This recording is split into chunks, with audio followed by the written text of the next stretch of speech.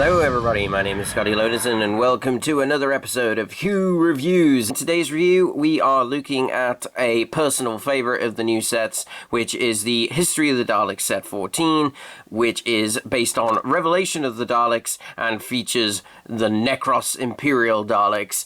Now, those of you who know me and have seen my channel before, you know I adore the white and gold Daleks. I think the Imperial Daleks will always be my favourite. There are a lot of significant changes to this figure compared to the original two figures we had, which were the Necros Dalek in the Revelation of the Daleks set and the Talking Dalek based on Revelations of the Daleks that came out in the Sound Effects Dalek Wave.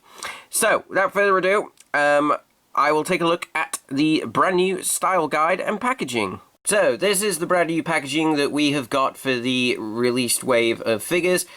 Following a similar style guide to the 14th Doctor Sonic Screwdriver and the 13th Power of the Doctor Regeneration set, we have the white sections with the diamond logo here, and a new little feature which I really like is that they've started to color coordinate the boxes based on which Doctor it is. This being the 6th Doctor, they've gone with a nice healthy shade of yellow, similar to the one on his multicolored coat. And then on the side we have a similar style guide. We have again the diamond logo, if I just tilt that back there, and we have History of the Daleks set 14, the yellow continuing around there, and of course the TARDIS. At the back you get the usual blurb about the story that the Daleks from, telling you a synopsis of it, and of course a little behind the scenes information about the Dalek props themselves. I also really like the insert, whereas it's not a diorama of Necros or Davros' inner sanctum, it's just a like blue vortexy effect,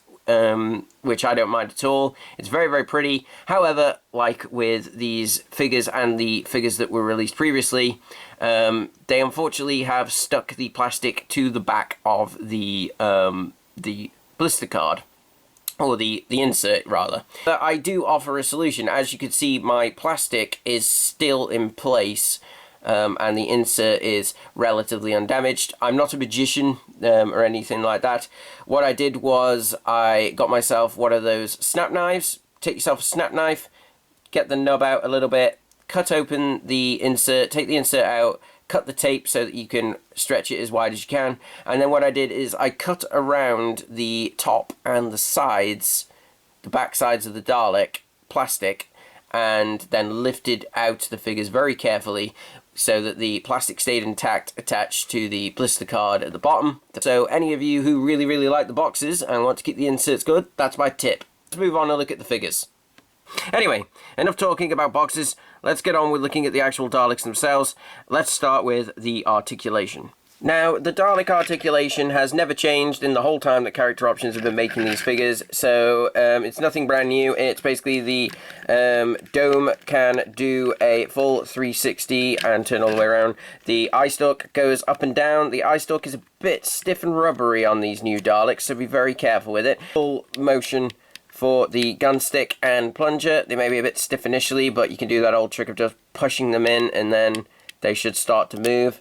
But as you can see, and of course, they're on 3 wheels, so they can go back and forward, and you can live out as many action figure adventures as you want, reenacting scenes from Revelation, something that I certainly will be doing. The first thing to note about this Dalek is it features a brand new eye stalk. This one is more in keeping with the ones that are seen in the story. The original ones had slightly longer eye stalks. They were just a generic 80s one. I thought at first these actually had the Resurrection eye stalk from the Renegade Daleks, but it doesn't. These ones have a brand new eye stalk which has the 4 discs separated evenly throughout the middle of the eye stalk. The eye stalk is a little bit shorter than it was in the 60s and 70s.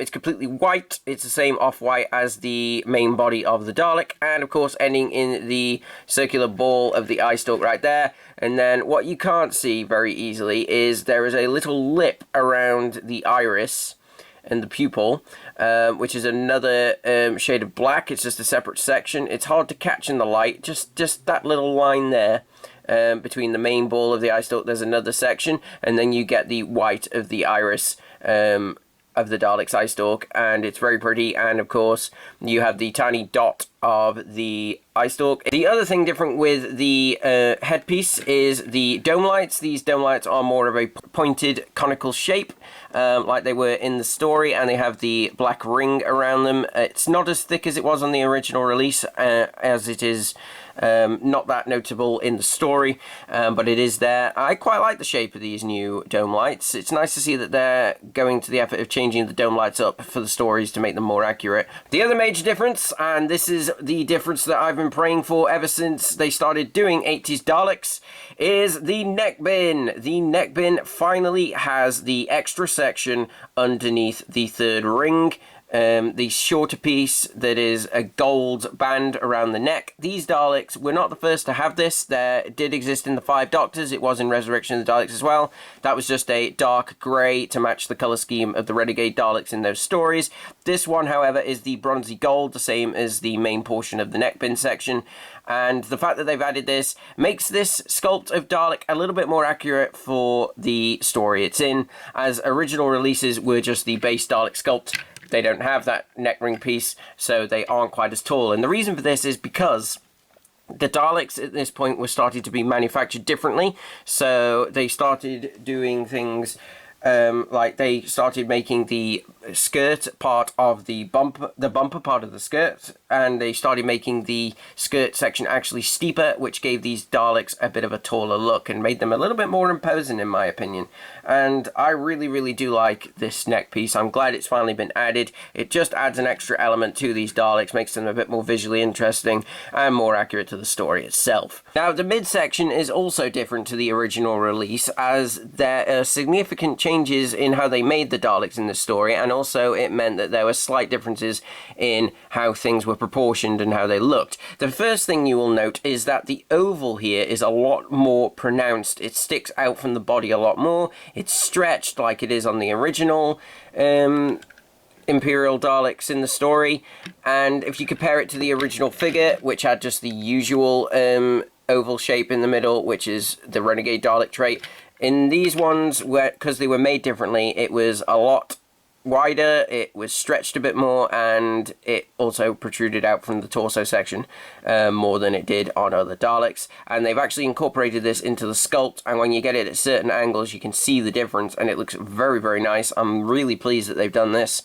It makes these Daleks a bit more unique once again and really special. I'm really glad they've included that little bit there. The gun stick and the plunger are as they are in story. Of course, the skirt section, the little rim here where the midsection connects to the skirt, this is actually thicker as well, as on these Daleks this bit stuck out a lot more from the skirt. It protruded forward, so as you can see there is a bit of a dip between the two, and that is not present on the original. The skirt is a lot closer to the midsection.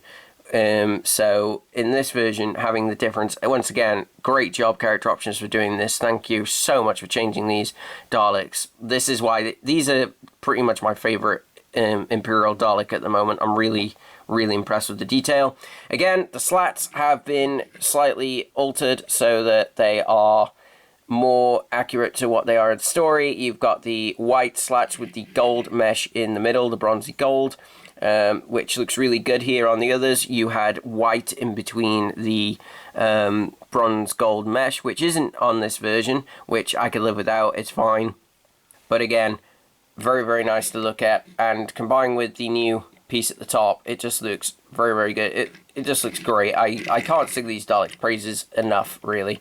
And then the skirt is just basically your usual Dalek skirt that you get on all the figures. Obviously, if this was accurate to the story, this should be steeper. It should go up more like that, and the Dalek should be taller, but they can't do that because they only have one base Dalek sculpt. So obviously we just have the standard Dalek skirt, which goes down at this angle in the off-white and goldy, bronzy gold colour, which again looks really good. There's no paint bleeds or anything on the bumpers, which was a complaint I had about the original figures, as the paint quality control was a little bit hit and miss. Sometimes you'd have white bleeding onto the hemispheres, or you'd have bronze leaking onto the skirt, and it did sort of ruin that original release of the Necros Dalek for me. But here it's very neat and tidy. It's very clean.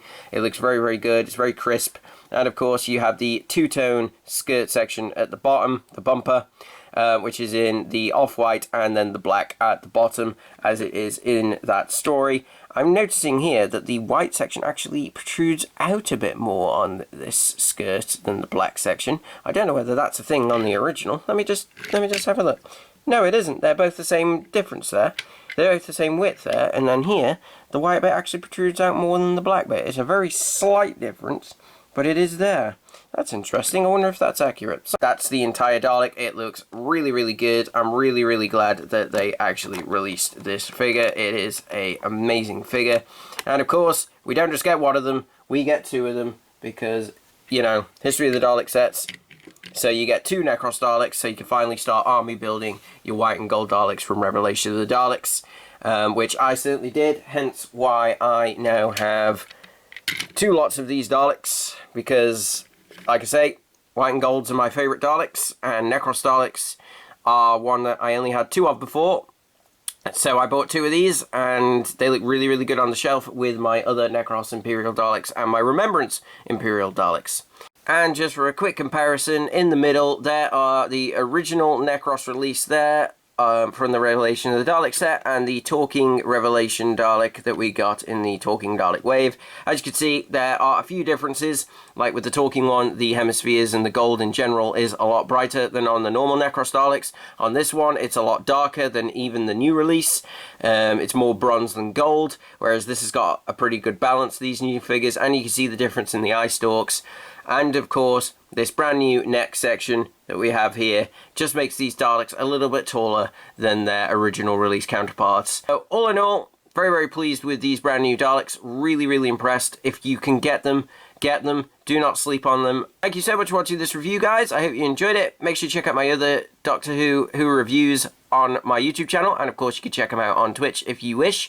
I will be reviewing the retail released 14th Doctor Sonic Screwdriver at some point. And of course, now that we've got a brand new wave of figures, I will be reviewing the other sets that have been released.